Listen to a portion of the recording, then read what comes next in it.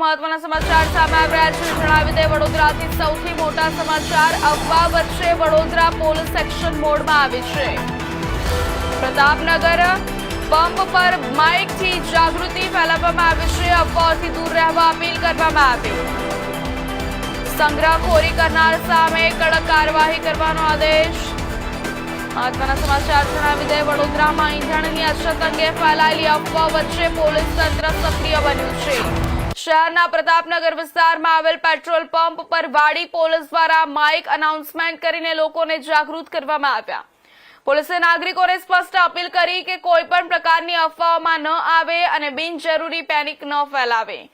ACP ઈ division દ્વારા પણ લોકોને શાંતિ જાળવવા અને સચોટ માહિતી પર વિશ્વાસ રાખવા અનુરોધ કરવામાં આવ્યો છે.